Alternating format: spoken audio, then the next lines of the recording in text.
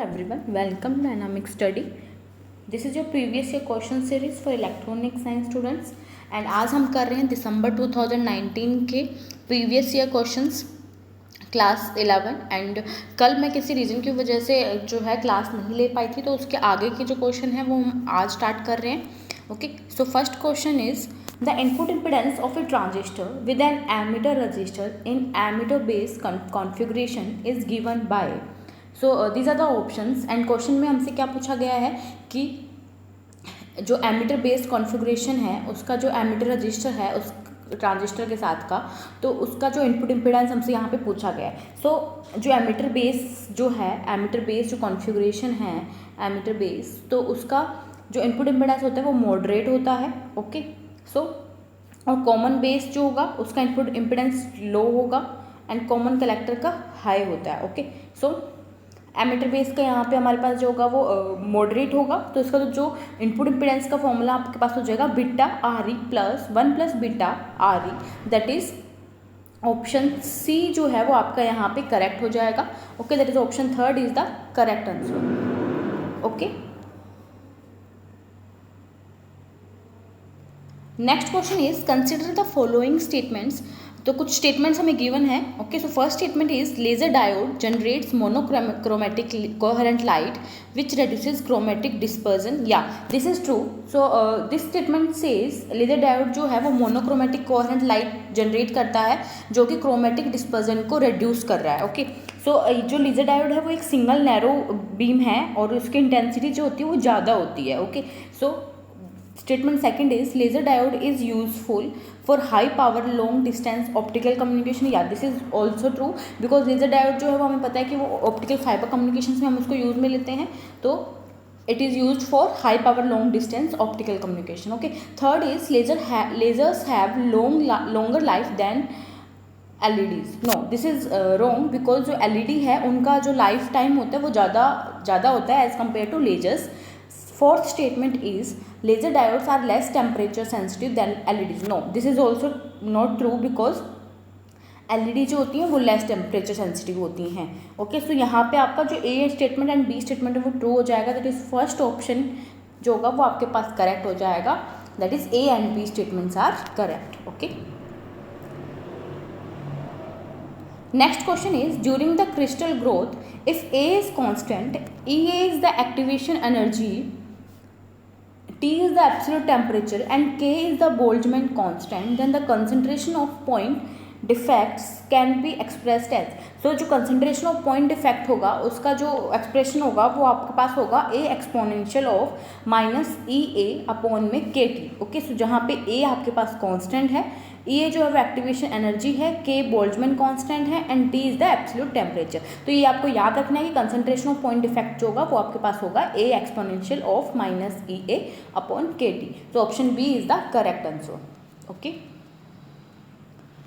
Next question is in a semiconductor the concentration of holes in valence band can be given as. So जो ये जो है वो मैंने आपको अपने जो रिवीजन कोर्स में है उसमें भी मैंने आपको इसका फॉर्मूला बताया है एंड जो यूनिट है हमारे डिजिटल स्टोर में मैंने जो यूनिट मैंने इसको यूनिट 1 है वो मैंने उसमें भी मैंने इसका आपको ब्रीफली बताया है. ओके, सो इसका जो फॉर्मूला होगा आपके पास कंसंट्रेशन ऑफ होल्स जो होगा वैलेंस बैंड में वो हो जाएगा आपके पास NV exponential of minus EF minus EV upon KT. So option ए जो होगा वो आपके पास करेक्ट हो जाएगा. अगर हमें कंसंट्रेशन ऑफ इलेक्ट्रॉन्स निकालना है यहाँ पे वैलेंस बैंड में तो इसका फॉर्मूला आपके पास हो जाएगा ND exponential of minus EC minus EF upon में KT. ओके, सो ये जो है वो आपका कंसंट्रेशन ऑफ इलेक्ट्रॉन है और हमसे क्वेश्चन में पूछा गया concentration of holes. So option A is the correct answer. Okay,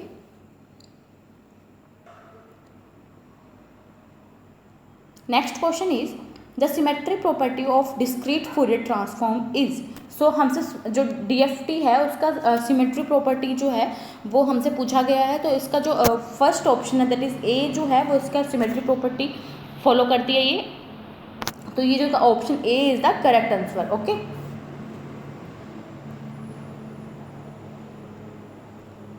next question is match list 1 and with list 2. जिसमें हमको लिस्ट 1 में सिग्नलिंग स्कीम गिवन है, लिस्ट 2 में इनकी बिट एरर्स रेट गिवन है हमें. ओके। सो सिग्नलिंग स्कीम हमने कौन कौन से गिवन है, that is coherent binary PSK, coherent binary FSK, DPSK and non coherent binary FSK. Okay, so जो हमारा कोहेरेंट है उसमें हमें हमारा जो बिट एरर है उसमें हम एरर फंक्शन का यूज़ करते हैं, and non coherent and DPS के हम एक्सपोनेंशियल यूज़ करते हैं।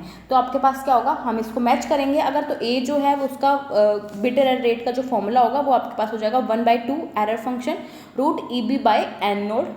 कोहेरेंट बाइनरी एफएस के जो है उसका फॉर्मूला आपके पास हो जाएगा 1/2 error function root EB by 2 N naught. DPS के जो है उसका आपके पास हो जाएगा 1/2 exponential of minus EB by N naught, and non coherent binary FSK का फॉर्मूला आपके पास हो जाएगा half exponential of minus EB by 2 N naught. Okay, तो इसका जो करेक्ट मैच होगा वो हो जाएगा 4 1 3 2। Okay, so option 1 is the correct answer. Okay, so ये जो एरर बिट एरर रेट है वो आप उनको उनका जो फॉर्मूला है सबका वो आप याद रखिएगा। आपसे ऐसे भी पूछा जा सकता है, डायरेक्टली भी एक क्वेश्चन में पूछा जा सिंगल, जैसे आपसे पूछा जा सकता है कोहेरेंट बाइनरी पीएसके का बिट एरर रेट क्या होगा, या फिर आपको एज ए न्यूमेरिकल भी इसको पूछा जा सकता है। Okay, next question is following statements are given. तो कुछ स्टेटमेंट्स हमें गिवन है, हमें ये बताना है ये कौन सी स्टेटमेंट्स है वो करेक्ट है। First statement is BJT is a current control device with high input impedance and high gain bandwidth. No, this is not true because we know that कि बीजेटी जो है वो करंट कंट्रोल डिवाइस है, या this is true, but जो BJT है वो उसका जो इनपुट इंपेडेंस होता है वो लो या फिर मॉडरेट होता है। एफईटी जो होता है इनपुट इंपेडेंस उसका हाई इनपुट इंपेडेंस होता है। ओके, सो यहाँ पे फर्स्ट इज रॉन्ग हो जाएगी। Second is FET is a voltage control device with high input impedance and low gain bandwidth, yeah this is true. And third is UJT is a negative resistance device and can be used as an oscillator. Yeah, third statement is also true because UJT जो है UJT stands for unijunction transistor, इसमें एक ही junction होता है आपका, और ये जो है वो एक नेगेटिव रेजिस्टेंस डिवाइस होता है।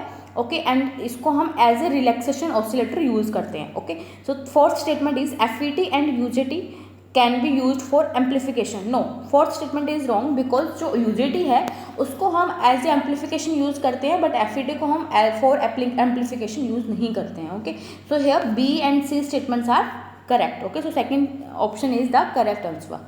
Okay, next question is what is the value of register A at the end of program given below. So हमें एक प्रोग्राम दे रखा है एंड हमें रजिस्टर एक्यूमुलेटर का जो वैल्यू है वो हमें बताना है। सो फर्स्ट आपका जो है instruction that is move A 36H, जो हमें क्या बोला है कि जो कॉपी द कंटेंट 36 को हमें A में कॉपी करना है। सो हमारे पास एक्यूमुलेटर में क्या आ जाएगा, दैट इज 36। ओके, सो 36 को हम बाइनरी में अगर रिप्रेजेंट कर रहे हैं तो हम किस तरीके से करेंगे, 6 को हम 0 1 1 0 से करेंगे एंड 3 को हम 0 0 1 1 से करेंगे। ओके, सो नेक्स्ट आपके पास है RRA that is rotate accumulator in right. Okay, so rotate accumulator in right, तो एक्यूमुलेटर आपके पास ये है, तो हमारे पास जो हम इसको राइट में करेंगे तो इस तरीके से कुछ करेंगे, 0 आपका आगे वाले में आ जाएगा एंड 0 आपका 1 से रिप्लेस हो जाएगा, एंड 1 जो होगा यहाँ पे आ जाएगा, एंड ये 1 आपके पास इस तरीके से आ जाएगा, 0 यहाँ आएगा, 1 यहाँ, एंड इसी तरीके से आपका चलता जाएगा। ओके, सो सी हमारा जो एक्यूमुलेटर का है फर्स्ट RRA से इसको अगर हम परफॉर्म कर रहे हैं तो आपके पास आ जाएगा ये 0 0 1 1 0 1 1। ओके, सो ये 0 जो है वो आपका राइट शिफ्ट हो रहा है, तो आपका कुछ इस तरीके से यहाँ पे मोस्ट सिग्निफिकेंट पे आपके पास आ जाएगा। ओके, सो सेकंड RRA अपन करेंगे that is rotate accumulator in right, तो अगेन हम इसी तरीके से इसको करेंगे, रिपीट करेंगे। ओके, सो ये आ जाएगा आपके पास 0 0 0 1 1 0 1। ओके, एंड जो ये 1 है आपके पास मोस्ट सिग्निफिकेंट में रिपीट हो जाएगा, दैट इज 1 0 0 0। ओके, अगेन हम RRA करेंगे ये वाला, तो हम इसी को राइट में करेंगे, तो हमारे पास जो रिजल्ट आएगा वो आपके पास आ जाएगा 1 0 0 0 1 1 0, एंड ये 1 जो है वो इस तरीके से यहाँ आ जाएगा, दैट इज ये, तो हमारा करेक्ट आंसर आ जाएगा 1 1 0 0 0 1 1 0। Okay, so that is option B is the correct answer. Okay, so first RRA को परफॉर्म करेंगे हम यहाँ पे, सेकंड RRA हमने यहाँ परफॉर्म किया एंड थर्ड जो है वो हमने यहाँ परफॉर्म किया। Okay, so option B is the correct answer. Okay, next question is total energy of an absorbed photon in electron volt is, so we know that जो हमारा लैम्डा होता है एलईडी में जो वेवलेंथ होती है हमारे पास, उसका फॉर्मूला हमारे पास होता है 1.254 अपॉन में E g, that is energy. Okay, so ये हमारे पास होता है माइक्रोमीटर में। ओके, सो अब हमें ईजी की एनर्जी की जो है वैल्यू निकालनी है, that is E G is equal to 1.24 upon में लैम्डा। ओके, सो अगर हम इसको माइक्रोमीटर जो उसको खोलेंगे या ये पॉइंट्स हटाएंगे तो हमारे पास लैम्डा जो होगा वो हमारे पास आ जाएगा, ईजी की वैल्यू हमारे पास आ जाएगी 12400 अपॉन में लैम्डा जो है वो आंगस्ट्रॉम में आ जाएगा, और आंगस्ट्रॉम की जो वैल्यू होती है वो आपके पास होती है 10⁻⁻10। ओके, सो हमारे पास यहाँ पे option A is the correct. Okay, so अगर हम ऑप्शन चेक करेंगे that is second option, option A is correct but option C is wrong. Okay, so option second is the correct answer. Okay, next question is assertion reason question. So our assertion says clocked RS flip flops are considered semi transparent. So यहाँ पे जो RS flip flop से आपका जो मतलब होगा यहाँ पे SR flip flop से ही है, तो ये बोलना चाह रहा है कि जो clock SR flip flop है उसको हम semi transparent consider करते हैं। या this is true. Reason is the output Q of a clocked RS flip flop changes state in response to input changes immediately provide enable is high. या this is true because जितना जल्दी हमारा input change होगा immediately, अगर clock signal भी change हो रहा है तो आउटपुट के जो फ्लक्चुएट होने के चांसेस हैं वो बढ़ जाते हैं, इसलिए हम इसको ओके अनेबल हाई करते हैं। Okay, so option A is the correct answer because our assertion and reason is individually true and reason is the valid reason for our assertion. Okay, next question is match list 1 with list 2 with respect to SCR triggering techniques. तो यहाँ पे हमें SCR triggering techniques given है and हमें इनके operation से match करना है। तो लिस्ट 1 में हमें गिवन है high voltage, second is dV/dt, third is gate current and fourth is light. तो dV/dt को हम ओवर वोल्टेज प्रोटेक्शन भी बोलते हैं। लिस्ट 2 इज ऑपरेशन में हमें गिवन है, first is a light wave strikes the junction of SCR, second is a positive gate voltage is applied between the gate and cathode terminals, third is rate of rise of anode cathode voltage is high, fourth is anode to cathode voltage is greater than forward breakdown voltage. So first is high voltage. So high voltage जो है उसका क्या मतलब होता है आपके पास, उसका operation आपके पास क्या होता है कि जो एनोड टू कैथोड वोल्टेज होगा वो ग्रेटर होगा फॉरवर्ड ब्रेक डाउन वोल्टेज से। Second is dV/dt। So dV/dt का ऑपरेशन आपके पास क्या होगा, ये क्या करेगा, rate of rise of anode cathode voltage is high. Okay, so इस थर्ड इज गेट करंट। तो गेट करंट क्या करेगा, a positive gate voltage apply करेगा between the gate and cathode terminals पे। And fourth is light. So एक light wave strikes होगी junction of SCR पे। सो आपका जो करेक्ट मैचिंग होगी वो हो जाएगी 4 3 2 1। Okay, so option C is the correct, option third is the correct answer. Okay, next question is the open loop transfer function of a unity feedback control system is given below. so हमें एक open loop transfer function given है यहाँ पे and हमें इससे पूछा गया है कि सिस्टम में कितने ब्रेक अवे पॉइंट है। ओके, सो सी हमसे वैलिड ब्रेक अवे पॉइंट नहीं पूछा है कितने वैलिड है, हमसे नॉर्मली पूछा है कितने ब्रेक अवे पॉइंट हैं। ओके, सो सी हमें ब्रेक अवे पॉइंट जो हम कैसे निकाल सकते हैं, dk/ds is equal to 0। Okay, so इस मेथड से हम निकाल सकते हैं। तो हम सबसे पहले k की वैल्यू फाइंड आउट करेंगे। इसके लिए हम क्या करेंगे, 1 + GS इज इक्वल टू 0 की फॉर्म में इसको रिटर्न करेंगे एंड देन k की वैल्यू यहाँ से फाइंड आउट करेंगे एंड k की वैल्यू करके हम इसको dk/ds इज इक्वल टू 0 करेंगे। देन हम क्या करेंगे, इसको सी अगर हम इसको सोल्व करेंगे तो हमारे पास जो है, अगर हम 1 + GSHS की फॉर्म में इसको लिखते हैं इज इक्वल टू 0 तो हमारे पास इक्वेशन आएगी s+1 s+3 + k is equal to 0। So यहाँ से हमारे पास k की वैल्यू आ जाएगी -s³ -4s³ -3s। Okay, so ये हमें यहाँ पे डी के बाई डी एस निकालना है, जो कि जीरो, इसको जीरो पुट करना है। तो हम डी के बाई डी एस जो है वो किस तरीके से निकालेंगे, इसको, इस इक्वेशन को हम क्या करेंगे, डिफ्रेंशिएट कर लेंगे with respect to S. Okay, so यहाँ पे आपके पास माइनस एस क्यूब था, सो यहाँ पे आ जाएगा माइनस 3s²। आपको डिफ्रेंशिएट करना आना चाहिए इसका, तो minus 4 into 2 8s minus 3 okay, S जो का 1 हो जाएगा। Okay, so equal to zero put करेंगे तो माइनस कॉमन लेंगे, तो हमारे पास इक्वेशन जो है वो क्या आ जाएगी, इसकी इक्वेशन जो है टोटल इक्वेशन हमारे पास आ जाएगी 3s² प्लस 8s प्लस में 3 इजिकल टू 0। ओके, सो ये इक्वेशन आई है हमारे पास। अब हम क्या करेंगे, श्रीधराचार्य फॉर्मूला से s की वैल्यूज निकाल लेंगे, that is -8 plus Sridharacharya formula आपके पास क्या होता है, -b plus minus root B square minus 4ac upon 2a। Okay, so -8 plus minus root 64 minus 36 upon में 6। ओके, सो अगर जब हम इसको सॉल्व करेंगे तो हमारे पास एक जो ब्रेकअवे पॉइंट आएगा 0.4514 एंड एक हमारे पास आएगा -2.215। ओके, सो ये दो ब्रेकअवे पॉइंट आएगा, तो हमारे पास हमारा जो आंसर हो जाएगा that is option B, that is 2 breakaway point हमारे पास सिस्टम में होंगे, that is option second is the correct answer. Okay,